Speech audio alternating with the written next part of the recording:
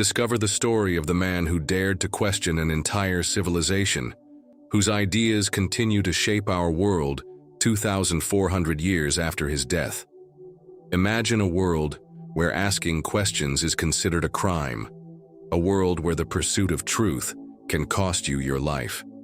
This world existed, and one man stood against it, armed only with his thought and courage. That man is Socrates. In this video, you will discover how a simple son of a sculptor became one of the most influential figures in the history of thought. You will understand why his ideas are still debated today and how they can change your perspective on the world. If you have ever felt the need to question the certainties that surround you, this story is for you. Prepare for a fascinating journey into ancient Athens, where the quest for wisdom could be a perilous adventure. You will see how Socrates' experiences shaped his philosophy, and how this philosophy ultimately led to his downfall and immortality. To understand Socrates, we must first understand the world in which he was born. Let us transport ourselves to Athens in 470 BC. Athens is at the height of its glory. The city has just repelled the Persian invasion, asserting its dominance over the Greek world. This marks the beginning of what will later be called the Age of Pericles, a period of extraordinary cultural and intellectual flourishing. The streets of the city buzz with activity. On the Acropolis, the Parthenon rises toward the sky, a symbol of Athenian power and sophistication. In the theaters, the tragedies of Aeschylus and Sophocles explore the depths of the human soul. In the Agora, the marketplace, citizens debate the affairs of the city, for Athens is proud of its democracy. For the first time in history, the people, at least the free male citizens, have a say in the governance of the city. This is a revolutionary innovation, but also a source of tension. Should the wisest and richest govern, or does every citizen have an equal voice? It is in this bubbling context that Socrates is born, the son of Sophroniscus, a sculptor, and Phanerete, a midwife. His birth is modest, but the world in which he grows up is rich in ideas and opportunities. Young Socrates grows up watching his father work the stone. He learns that beauty can emerge from a raw block of marble, provided one asks the right questions: where to strike, what angle to adopt. This lesson will mark him deeply. From his mother, the midwife, he perhaps unknowingly learns the art of helping others give birth to their ideas. He sees how she guides women through the process of childbirth, helping them bring forth new life. Later, he will apply this approach to philosophy. But the Athens of Socrates is not just splendor and light. Beneath the shiny surface lie tensions. Society is deeply divided between the rich and the poor, and the numerous slaves have no rights. Despite its democracy, Athens is an imperial power imposing its will on other Greek city-states. Young Socrates observes all this with a critical eye. He sees the contradictions in his society, a city that claims to be just but practices slavery, that celebrates wisdom but is often governed by demagoguery. It is in this crucible of ideas and contradictions that the mind of the future philosopher is formed. Socrates grows up asking questions that few dare to articulate. What is justice? What is virtue? How should a city truly be governed? In his adolescence, Socrates discovers philosophy in the Agora. He listens intently to the debates among the sophists, those masters of rhetoric who claim to teach virtue and political success.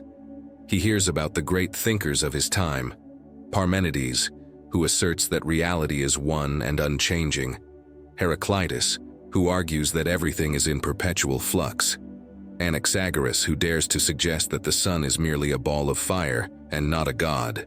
These ideas awaken in Socrates an insatiable thirst for wisdom. But unlike many of his contemporaries, he is not satisfied with ready-made answers. He wants to understand for himself. It is at this time that Socrates is said to have consulted the oracle of Delphi. According to legend, the oracle declared that no man was wiser than Socrates. Perplexed, as he was aware of his ignorance, Socrates decided to understand the meaning of this declaration. He begins to question those considered wise: politicians, poets, craftsmen. Each time he discovers that these people, although experts in their fields, also claim to know things they are actually ignorant of. This is a revelation for Socrates. He understands that his wisdom, paradoxically, lies in his awareness of his ignorance. "I know that I know nothing," he will later say. This phrase, far from being an admission of defeat, is actually the starting point of his philosophy. For Socrates believes that recognizing one's ignorance is the first step toward true knowledge. It is only by admitting that we do not know that we can begin to truly learn. During this time, Socrates develops his famous method of questioning. He does not claim to teach wisdom. How could he when he asserts that he knows nothing? Instead, he asks questions, simple questions on the surface, but which quickly reveal the complexity of the concepts we take for granted. For example, Socrates might ask, "What is courage?" His interlocutor might respond, "Courage is not fleeing in the face of the enemy." Socrates would then ask, "But is a general who orders a strategic retreat a coward?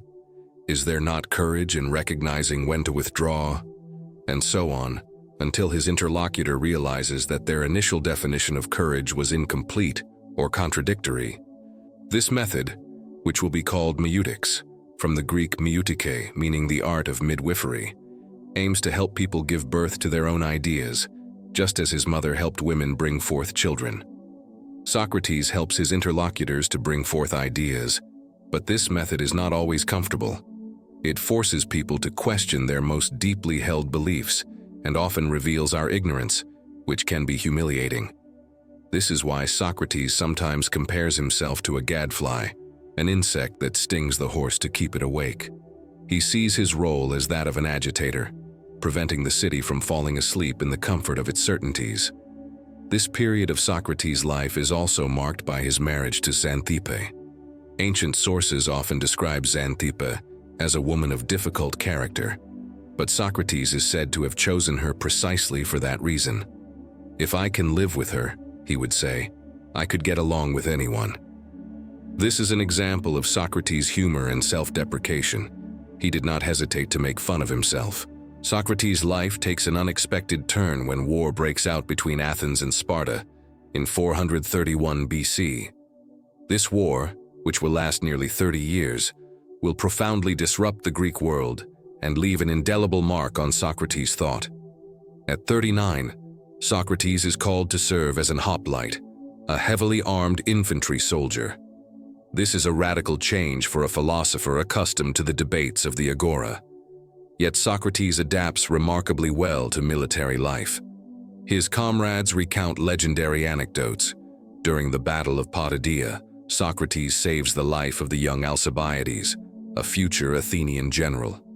During a winter retreat, he walks barefoot in the snow without complaint, demonstrating an endurance that impresses even the toughest soldiers.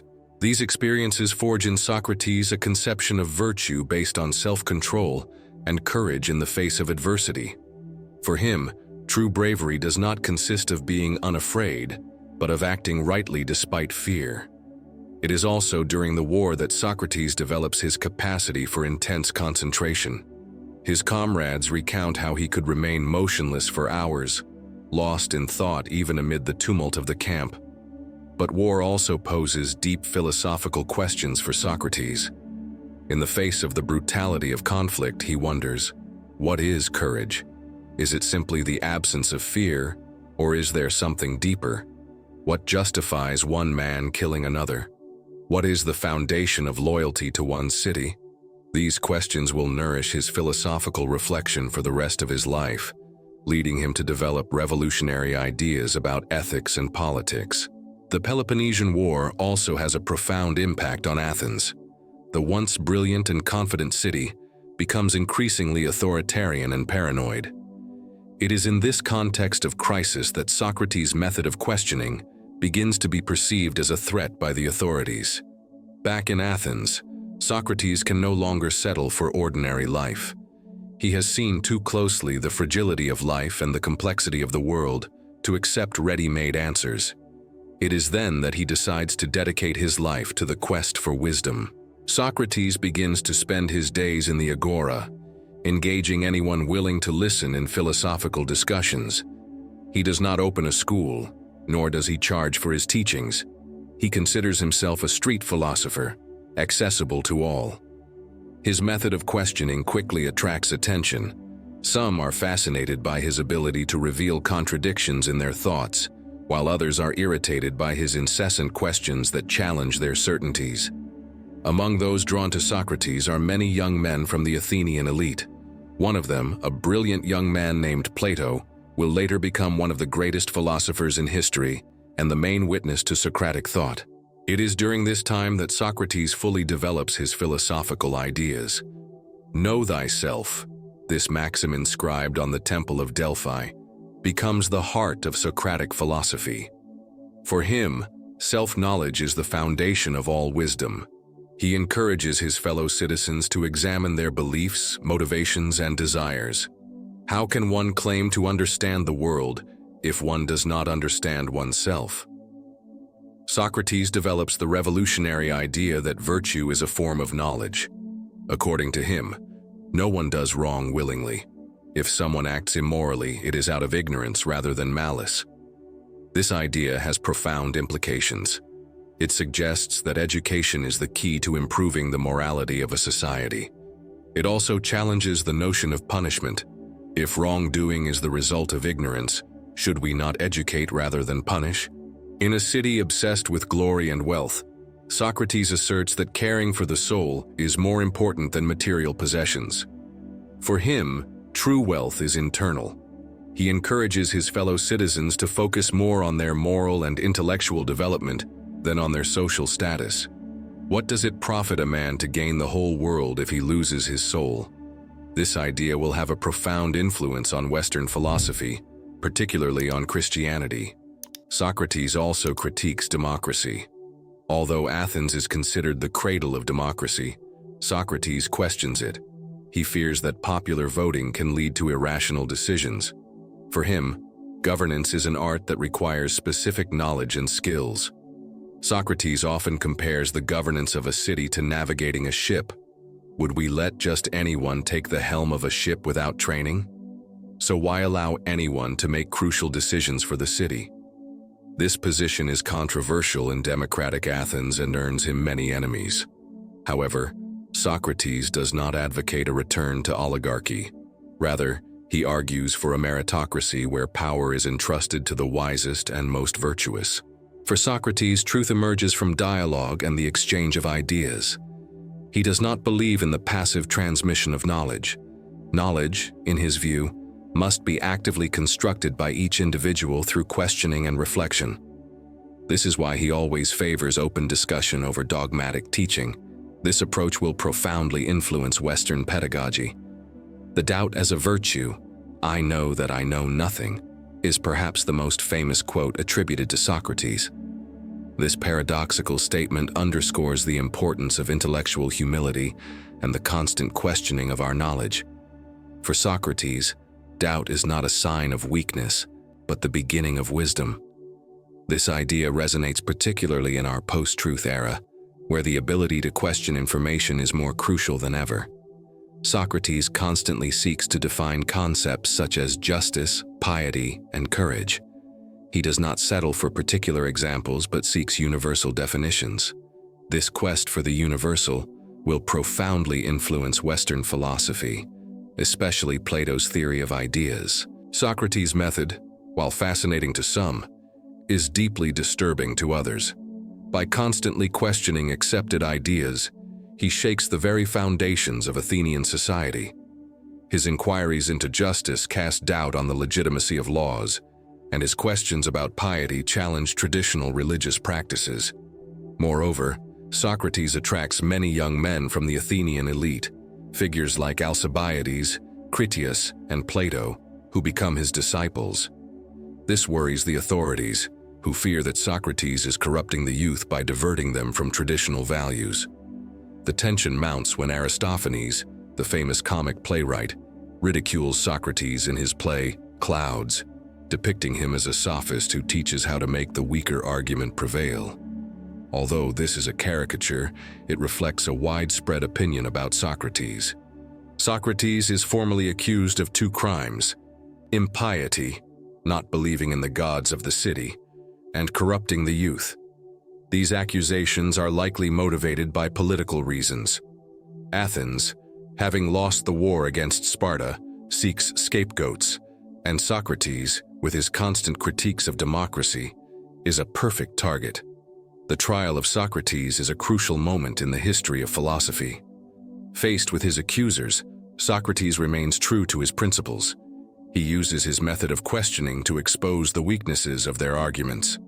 Rather than plead for his life, he maintains his philosophical stance, refusing to compromise his principles to escape punishment. In his defense speech, reported by Plato in Apology, he utters his famous words, "The unexamined life is not worth living." He asserts that his role is that of a gadfly, stinging the city to keep it awake, a service he renders to Athens, even if the city does not understand it.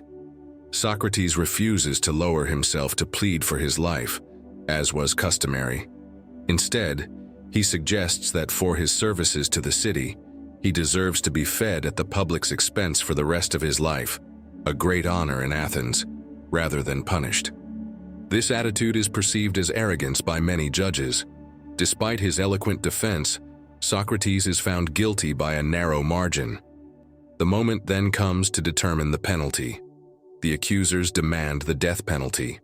Socrates, true to his usual irony, first proposes as punishment to be fed at the state's expense for the rest of his life, then more seriously suggests a fine, but it is too late. Irritated by his demeanor, the judges condemn him to death by poisoning. Socrates accepts his fate with a serenity that astonishes both his friends and enemies. For him, it is the ultimate opportunity to practice his philosophy. He refuses to escape, even when his friends offer him the chance.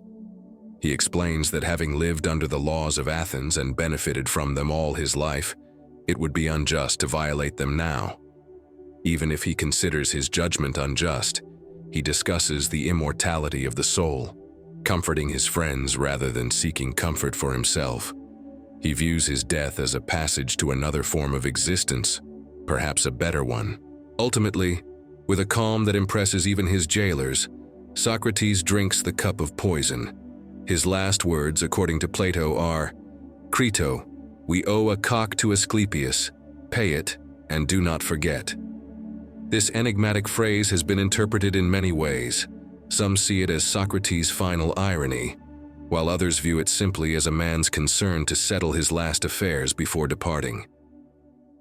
The death of Socrates profoundly marks his disciples and Athenian society. Plato, in particular, will devote much of his life to preserving and developing his master's thought. The end of Socrates marks the conclusion of a life, but the beginning of a legacy that transcends the centuries. His influence on philosophy and Western culture is immeasurable. As the foundation of Western philosophy, Socrates is often regarded as the father of Western thought. His rational approach and emphasis on ethics laid the groundwork for centuries of philosophical reflection. The teachings of Socrates deeply influenced Plato, who in turn taught Aristotle. These three thinkers form the founding triumvirate of Western philosophy. Socratic inquiry has inspired pedagogical and intellectual approaches that emphasize critical questioning and logical analysis. Socrates' reflections on justice, virtue, and good governance continue to inform contemporary ethical and political debates. His critique of democracy, in particular, remains relevant in our modern societies. As a model of the engaged intellectual, Socrates' life offers a powerful example of an intellectual who refuses to compromise his principles in the face of political adversity. He continues to inspire those who dare to question the status quo. The figure of Socrates has inspired countless works of art, literature, and theater throughout the centuries, from neoclassical paintings like The Death of Socrates by Jacques-Louis David to modern philosophical reflections on civil disobedience. Socrates continues to fascinate artists and thinkers alike. Although critical of democracy, the trial of Socrates is often cited as a warning against the suppression of free speech in democratic societies. It reminds us of the importance of protecting the right to dissent and engage in critical questioning. Socrates remains a fascinating and inspiring figure, more than 2,400 years after his death. His relentless quest for wisdom, courage in the face of adversity, and method of questioning continue to resonate in our modern world. In an age where information is abundant but wisdom sometimes seems scarce, Socrates' teachings remind us of the importance of introspection, critical questioning, and the pursuit of virtue. What can we learn from Socrates today? Perhaps that true wisdom lies in recognizing our own ignorance, in the willingness to question our most deeply held beliefs, and in the courage to live according to our principles, whatever the consequences. Socrates invites us to be active in our society, to ask the difficult questions, and to challenge the status quo. He reminds us that philosophy is not an intellectual luxury, but a vital necessity for a healthy society. So the next time you find yourself faced with uncertainty, ask yourself, what would Socrates say? Dare to doubt, dare to question, for as this gadfly of Athens showed us, it is often in doubt and uncertainty that we find the seeds of true wisdom. If you wish to support the channel and help us produce more content, feel free to subscribe and share this video.